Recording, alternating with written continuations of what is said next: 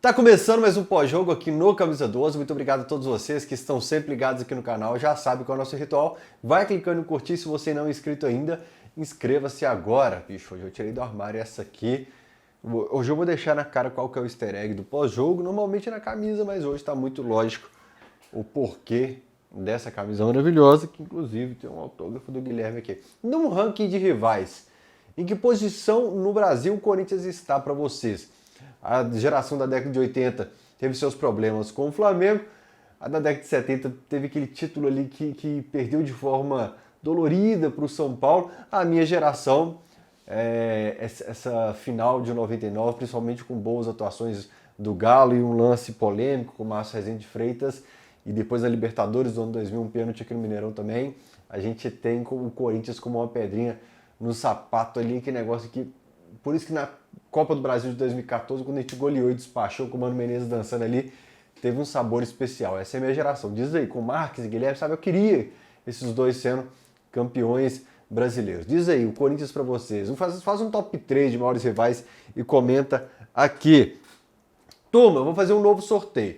Eu sorteei 3 ou 4 membros do canal para ganhar copos da Arena MRV. Só o Matheus entrou em contato, eu respondi o e-mail dele, vou mandar para ele os copos. Hoje teve o copo do Hulk, cara, com gols, estatísticas aqui com a frase nós temos o Hulk. E tem copos de vários jogos aqui para mandar para vocês. Tem esse aqui que, inclusive, quando você coloca líquido, ele acende uma luz dentro dele. Então eu vou... Esse aqui é do São Paulo, esse já é do jogo do Corinthians. Tem o copo do Bernard, esses copos aqui são do copodogalo.com.br, tem um copo do Bernard aqui.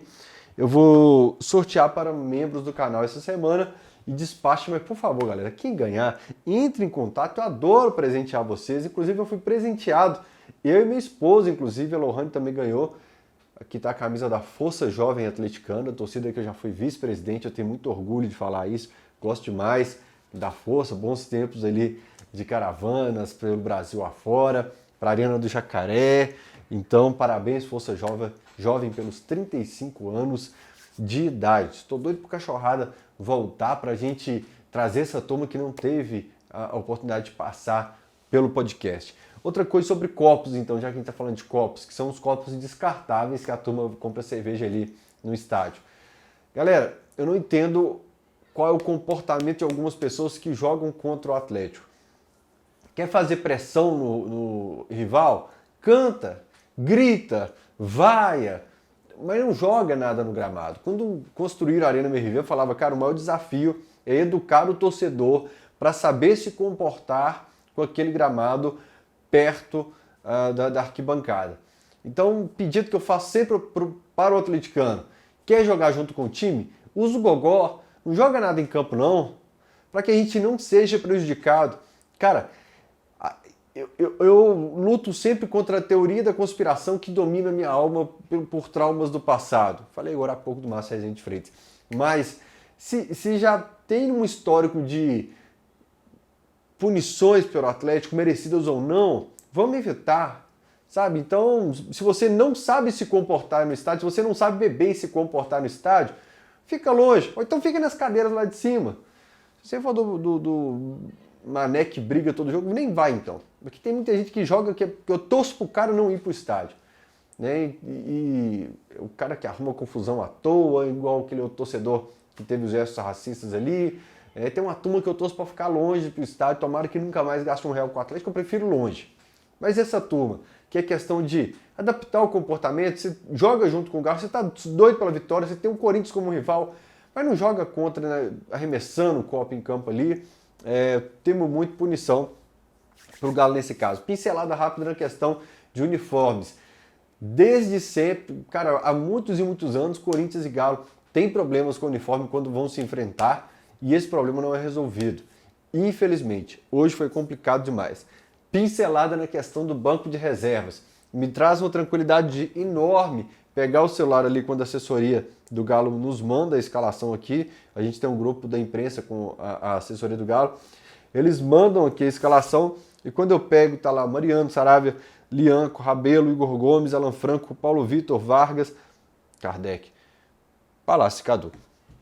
Me dá uma tranquilidade muito grande, porque ainda vem aqui ou Everson ou Matheus Mendes no próximo jogo, E o Rubens também. Não sei se eu estou esquecendo de alguém. Não lembro agora se tem mais alguém aí fora desse banco. Me lembrei. Dentro da limitação financeira que existe no Atlético, do nosso orçamento em relação a Palmeiras, Flamengo, até o orçamento do Corinthians, que é um caso a ser estudado no Brasil, que é um caso mais complicado, que tem dinheiro, mas tem uma dívida muito grande e não consegue sair desse lamaçal, que é a questão administrativa lá, é um elenco interessante agora com essa chegada desses reforços, com a chegada de Alonso, Bernard, Fausto Vera, Lianco, fica um time titular interessante, que você vê aqui, né, Fux, Alonso, Batalha, Arana, Otávio, Fausto Vera, Scarpa, Bernard, Paulinho, Hulk, um quarteto de respeito, com boas peças do banco de reservas. Claro que eu quero sempre ver o Galo se reforçando, falta aqui peça, até o Alisson tá fora, falta uma peça assim no ataque ali é porque o Vargas é muito habilidoso, mas a gente sempre vai viver uma insegurança com o Vargas, principalmente nesse período agora de reta final de contrato. O Vargas é uma roleta russa, pode ser que ele queira mostrar serviço com a esperança de uma renovação, ou pode ser que a qualquer momento ele feche com alguma equipe Brasil afora e viva um período de férias aqui no Atlético nessa reta final. Mas, apesar disso, apesar de tudo, como falei aqui, a questão financeira que existe de limitação no Atlético dentro do orçamento dele, é um banco hoje que me passa a maior tranquilidade. Eu começava o jogo do Atlético estressado, tenso, preocupado, uma hora antes da bola rolar. Gramado da Arena MRV, calma que a gente já vai falar da bola rolando. Gramado da Arena MRV. Quando se cria um filho, às vezes você tem um pensamento de criação de um filho de um jeito, seu vizinho tem criação de filho de um jeito, no prédio tem 30 pessoas que pensam a forma de criar um filho de um jeito. E quando você analisa um estádio, tem gente que, viajando na comparação, né? Tem gente que gosta de sempre blindar, nunca pode criticar, nunca pode dar um tapinha, nunca pode, né? Tem que fingir que não existe nada. E tem gente que gosta de discutir o que precisa. Por quê? É o filho, cara. Você pode dar o tapinha ali, corrigir na palminha da mão, você querendo uma correção, né? Arena MRV, às vezes quando se fala da acústica ou da arquibancada, tem gente que para comigo e fala, pô, bicho, mas você bate tanto no patrimônio do Galo. Cara, eu não jogo contra o Atlético, eu não jogo contra a Arena MRV. A gente quer sempre evolução. Quando se critica a base do Galo, você não tem ódio pela base do Galo, você tem amor pela base. Quando se critica o Atlético, você não tem ódio pelo Atlético, você tem amor querendo correção. E é um absurdo você ter um gramado daquele jeito em um estádio tão bonito. Tudo bem, o visual do estádio, inclusive a festa, mais uma vez, muito maravilhosa, tem um problema de som que, cara, que eu acho que se conserta aquele som do estádio, a gente tem realmente um estádio para você falar, caraca, o adversário vai ficar embaçado quando vier aqui. Porque visualmente a festa na arquibancada está muito bonita, você chega ali no estádio, você passa pelo lado de fora, é muito bonito, mas se a gente criticou tanto o gramado do Mineirão tantas vezes, a gente tem que oferecer um gramado ali. Nem pelo adversário não, também pelo adversário que merece ali um gramado para a prática do futebol, porque quando a gente for jogar em gramado ruim, a gente vai reclamar, e como a gente reclamou a vida inteira quando a gente não tinha estádio. A gente falava, pô, não tem condição de um clube de jogar num estádio desse. Mas pelo nosso próprio futebol, a gente tem Bernard, Scarpa, Paulinho, Hulk, Arana, essa turma que coloca a bola no chão, que tem muita qualidade para colocar a bola no chão, para jogar, fazendo a bola na moral gramado, e você jogar num gramado dessa condição, aí você vai me desculpar, meu amigo, você tem que criticar realmente, seja nosso ou de qualquer clube, porque, eu repito, infelizmente tem muito torcedor que não quer que se critique nada no clube. Não pode criticar o trabalho ruim na base, ou em um mercado de transferências, ou em um planejamento financeiro, tem que vendar os olhos. Não é meu caso, porque eu não tenho esse comportamento desde a infância, nunca foi a minha característica. Pelo contrário, como líder de classe, eterno líder de classe, sempre foi porque era um cara chato que cobrava bastante. E esse gramado não é o gramado que a Arena MRV merece. A gente precisa corrigir com urgência a questão do áudio na Arena MRV, da parte acústica, que já virou uma palavra clichê, né? Acústica da Arena MRV, mas o gramado, cara, ele precisa ser um gramado à altura do Galo, à altura da Arena MRV.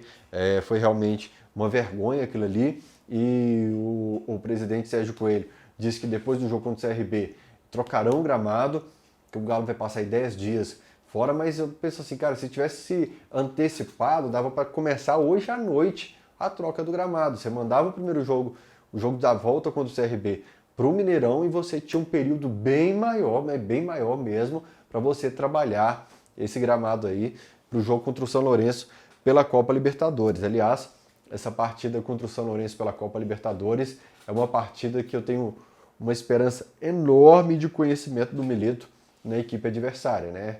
Eu realmente estou botando muita fé de que o Milito possa a análise de desempenho, assim, ele chegar para análise de desempenho e ele destrinchar tudo, assim, ó, característica do cara é essa, desse é essa, então eu vou reforçar essa ala esquerda, essa ala direita aqui, porque esse jogador aqui é de velocidade e ele joga bola aérea em tal jogador. Só rapidinho aí sobre o São Lourenço, né? E já que a gente está falando de retrospecto dos adversários, eu recebi uma mensagem, não vou citar o nome do cara aqui porque ele não autorizou, mas ele falou assim: São Paulo vinha de 4 vitórias seguidas, o Vasco vinha de 4 vitórias e 5 jogos sem perder. O Corinthians vinha de 3 jogos sem perder, com 2 vitórias, querendo ver o copo meio cheio. E é sempre muito bom isso, porque assim, a gente termina o jogo comemorando os 3 pontos, receoso com a atuação do Galo, mas realmente a gente enfrentou uma sequência aí de adversários que vinham embalados. O São Paulo, repito, 4 vitórias seguidas, Vasco vinha de 4 vitórias e 5 jogos sem perder, e o Corinthians vinha de 3 jogos sem perder, com 2 vitórias. Então, adversários que vinham de um bom retrospecto, mesmo o Corinthians lá na parte de baixo da tabela, e o Vasco mais coladinho ali no Atlético, se eu não me engano, até estava na frente do Galo quando as equipes se enfrentaram. Estou na dúvida porque teve um momento que eu fiquei preocupado com o Galo, que eu falei, nossa Deus, tá Juventude, Criciúma e Vasco aqui na frente do Galo, essa turma aqui, eu estava coladinho, me causou muita preocupação. E nesse momento, quando você está pegando equipes que vêm de um bom desempenho, um bom retrospecto, o que você faz quando você acessa a KTO? KTO.com, eu recebi uma mensagem, inclusive, falando que o cupom da KTO, o cupom do Camisa 12, continua entre os mais utilizados em Minas Gerais. Camisa 12, com 1 e 2 no final. Todo mundo que faz o cadastro na KTO está utilizando Camisa 12 com 1 e 2 no final. E aí é um presente de aniversário. Eu que faço aniversário daqui a 56 minutos, 39 anos de vida, agradeço. Todo mundo que faz cadastro na KTO, utiliza o cupom Camisa 12 com 1 e 2 no final. É um presente que vocês me dão. KTO.com, o link está na descrição do vídeo e nesse comentário fixado aqui. Bora falar de bola rolando? Caramba, depois de 3 minutos de vídeo, hein, Fael? Eu podia ter invertido, né? Falar primeiro de bola rolando e depois tudo que a gente falou até agora. O Milito começou a coletiva de uma forma muito interessante, porque treinador de futebol no Brasil, eu não posso falar fora porque não acompanho a coletiva, porque eu falo mal o mineirês, como é que eu vou falar outros idiomas? O treinador de futebol no Brasil, quando a equipe não tem uma atuação de encher os olhos, ou quando tem um resultado adverso, a primeira coisa que ele faz é empurrar a responsabilidade para tirar o foco dele. Não foi culpa minha, eu fiz o que é melhor, minha equipe jogou demais. Tem dia que sua equipe não joga nada. O Brasil inteiro viu. E o treinador vai para o microfone com a maior cara de pau e fala, não, minha equipe jogou bem sim. Olha os números aqui, alguns treinadores aí, principalmente o último treinador do Galo, fazia muito isso. Lutava contra aquilo que todo mundo tinha visto, né? Dentro de campo. E tem muito treinador que lança polêmica só para desviar o foco também. O Milito começa a coletiva dele chamando a responsabilidade. Culpa minha. Esse futebol ruim no primeiro tempo foi culpa minha. Curioso, né? Como eu dei uma indireta pro Filipão, o Filipão tinha peito também para assumir bronca para limpar a barra de jogador, para o jogador se safar, ele apanhava no lugar do jogador, como o caso do Gêmeos, do Edenilson e tal. Mas vamos continuar aqui no Milito. E realmente foi um primeiro tempo muito abaixo do que se esperava do Galo. O Milito fala, resumindo tudo, depois você pode assistir a coletiva dele na TV Galo, inclusive não vi ele na Itatiaia e no fim corta e eu tenho que correr para a TV Galo no YouTube. Ele fala que estudou o Corinthians de um jeito, ele até fala assim, eu imaginei, falou, não, imaginei não, eu estudei o Corinthians de um jeito e o Corinthians se comportou de outra maneira. Então ele fala que pensou a equipe para funcionar de um jeito, deu as instruções ali, a preleção e tal, e quando a equipe foi fazer aquilo que se imaginava, o Corinthians se posicionou em campo de outra maneira. E, cara, eu sei que tem bastante gente assim, cobrando bastante do Milito e tal, e entendo, principalmente pelo mês de junho, que nós tivemos resultados ruins, goleada por Vitória, goleadas para adversários históricos, como o Flamengo, por exemplo, né? Empate com Juventude, com Criciúma, com o Corinthians no primeiro turno, com o Atlético Goianiense em casa, então a turma acumulou ali muita mágoa desse período, mesmo com tanto adversário. Mas quando eu vou para a coletiva, que o treinador começa sendo sincero, ele já me ganha de certa forma. Ele me ganha, porque eu falo até que falta isso no Atlético, sabe? Quando atrasa o manto da massa, quando acontece algo errado na relação com o torcedor, que a turma lá tinha que ter esse olho no olho, esse comportamento que o Milito teve na coletiva foi mal, errei, foi mal, tava doidão, esse primeiro tempo eu imaginei de outro jeito. Pô, eu nem estava no meu plano falar isso não, mas assim, seria bacana se a diretoria se inspirasse nesse comportamento do Milito, sabe? De falar assim, eu pensei uma coisa e aconteceu de outra forma, por isso deu essa problemada toda aqui. Estamos tentando corrigir. Era um comportamento que eu queria muito que a diretoria tivesse na relação na resolução de problemas, situações de crise principalmente. Mas vamos voltar aqui pro Milito. Então ele me ganha, porque é óbvio para todo mundo que o Galo fez um primeiro tempo muito ruim. Teve um primeiro tempo e que o Galo tem alguns problemas que ele está tendo dificuldade de corrigir. Como em um contra-ataque ele ficar extremamente exposto, às vezes até em situações de vantagem. O Galo faz o gol hoje e na jogada que sai o gol do Corinthians, antes daquela finalização que o Matheus Mendes defende, acho que foi no peito, que o Matheus Mendes sai bem na cara a cara, abafando a jogada, um time que estava, de certa forma, exposto. Teve um outro lance de perigo que o Galo estava amassando, enquanto o Corinthians pega um contra-ataque, quase que ele decide a partida ali novamente, por ter um time muito exposto. O Milito falou sobre isso na coletiva também. Algo que a gente já havia comentado contra o Juventude, provavelmente. Ou no pós-jogo seguinte. Foi contra o Vasco. Porque a gente vai muito para cima contra o Juventude, mesmo ganhando, fica exposto, toma gol. E contra o Vasco a gente se tranca e aí o Vasco, a gente não repete o bom primeiro tempo, o Vasco fica com a bola rondando a área do Galo e aí eu comento aqui no pós-jogo assim, galera, se ele vai lá para cima e se expõe, a gente vai achar ruim porque ele tinha que segurar o placar. Se ele se fecha no estilo Filipão, a gente vai achar ruim porque chamou o adversário para cima. Então o Milito falou, cara, futebol é por aí. Inclusive tem um diálogo muito interessante com o repórter lá, que ele fala, não, fala a sua opinião, eu gosto de falar sobre futebol. Eu gosto, sabe, me gusta falar sobre futebol.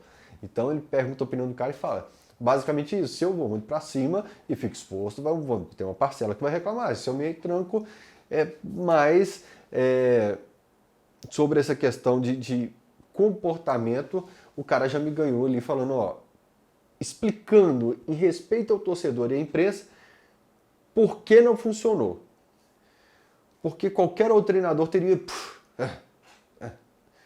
Se você está falando, você tem que vir aqui para o meu lugar e treinar um time. E o Milito fala, olha, eu estudei o Corinthians desse jeito.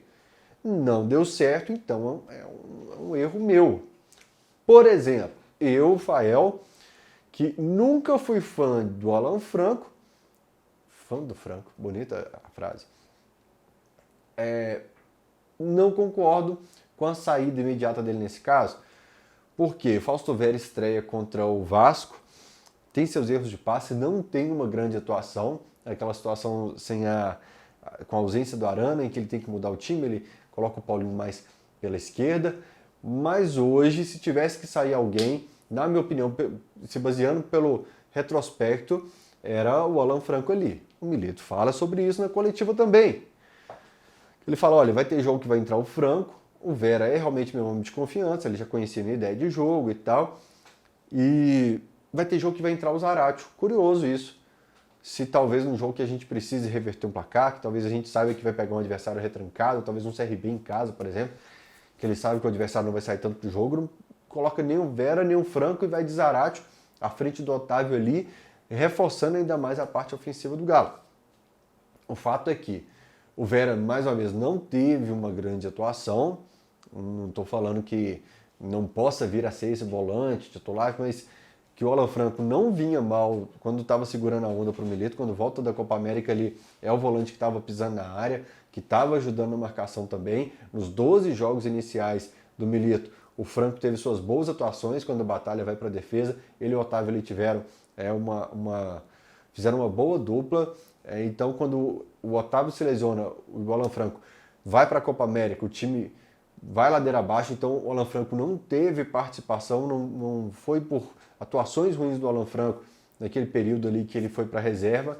Então, assim, eu acho que o Vera tem que ganhar essa posição no dia a dia, mostrando o futebol.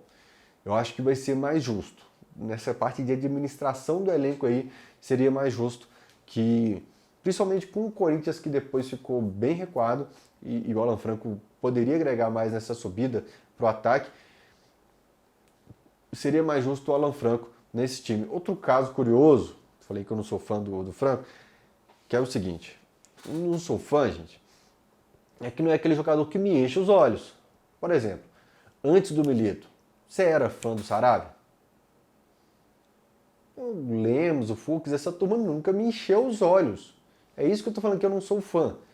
Não é querer o cara longe do Galo. É um jogador comum que tá lá, assim, no time, que você sabe das limitações dele. O Saravia, com o Milito, virou um outro jogador, e a gente usa sempre como referência os 12 jogos iniciais, até o Otávio machucado, e uma turma depois pro DIM, e todo mundo para a Copa América, e virar o caos.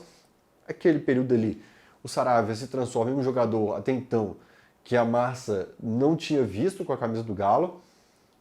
Não tem culpa nesse período aí de resultados ruins, o Saravia virou caos aquilo aí, tudo que enfrentou o Atlético, com 11, 12 desfalques. E agora, com o time reforçado, eu acho que caberia sim o Saravia por ali, no lugar do Fux hoje. Caberia sim. Qual é a sua opinião? Use e abusa da caixa de comentários. Repito aqui, o Saravia às vezes ele tem uma limitação na tomada de decisão. Às vezes ele nem sempre toma a decisão mais inteligente, mas com o Milito ele se transformou em um jogador que estava agregando muito ofensivamente, e nessa jogada, como o time do Milito ataca muito e o adversário aposta muito no contra-ataque, várias vezes era o Saravia quem acompanhava a bola e era o cara que dava um combate ali, salvador, para impedir o adversário de ficar cara a cara com o Everson. Por isso, principalmente hoje em que a gente estava subindo muito ali, eu acho que o ideal era que o Saravia estivesse pela direita. O Fux aproxima do Scarpa lá, ele fazia isso quando estava jogando pelo lado esquerdo, o Rômulo subiu para o lado esquerdo, o Fux fez isso na jogada do gol contra o... Não foi contra o gol, acho que não foi na jogada do gol do Vasco não, mas teve um lance que ficou cabeçada, um lance de perigo, que ele começa a jogada pelo lado direito, ele até tabela assim, entra na área, infiltra na área com perigo, mas eu acho que se ele quer colocar o Batalha ali na defesa, né, só pegar a escalação aqui que está printada. Foi Alonso, Batalha e Fux lá na linha.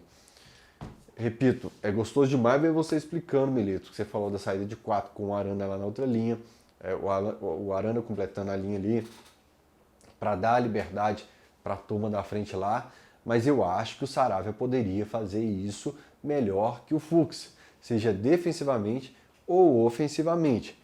Mas é aquela história, engenheiro de obra pronta, o jogo já acabou, a bola já rolou e eu estou gravando depois que a bola rolou. Poderia o Saravia estar em campo e falhar num lance, por exemplo, e a gente falar que o certo seria colocar o Fux. Qual que é a opinião de vocês?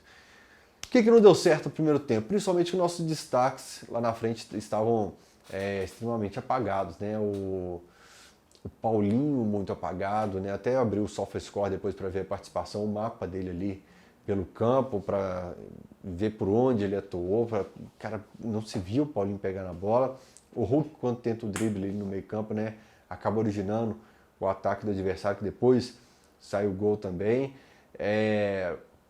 O Scarpa, já que estava o Fux por ali, eu esperava o Scarpa mais espetado lá na frente também. Enfim, o quarteto lá da frente não funcionou.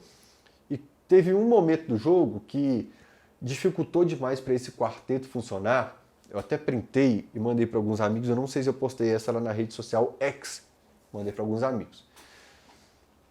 Tava o Corinthians com 9 jogadores atrás da linha da bola, mais o goleiro. Então eram 10. Só o atacante à frente. E você não tinha espaço. Isso vai ser difícil para muita gente. Eu vou falar para você, nesse momento que eu printei, eu pensei quais adversários jogaram desse jeito na Arena MRV. Olha, acho que nenhum Sport. Poucos times se retrancaram tanto como o Corinthians fez hoje. De chamar o adversário para cima mesmo, de fazer cera do goleiro cair, e a hora que o goleiro é atendido, que ele levanta, cai outro na linha do meio campo.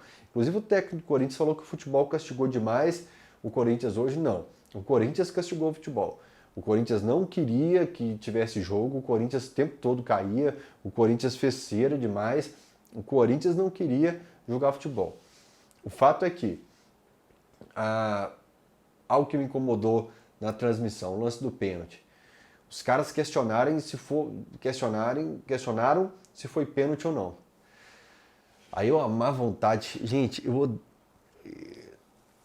evito demais fazer isso com amigos de imprensa. Mas aí é má vontade. Ali brigar com a imagem, ali foi um pênalti absurdo. Pega o Paulinho claramente. O juiz acertou e que bom que o VAR não chamou e a transmissão brigando contra a imagem. Mas aí você tem jogadores que decidem, né? O Bernard e o Hulk ali na falta, o Hulk consegue acertar, depois ele bate o pênalti, depois o Paulinho na jogada em que o Lian, acho que lança nas costas do adversário, o Hulk cruza para a área e o Paulinho empurrar para as redes e sofre o pênalti.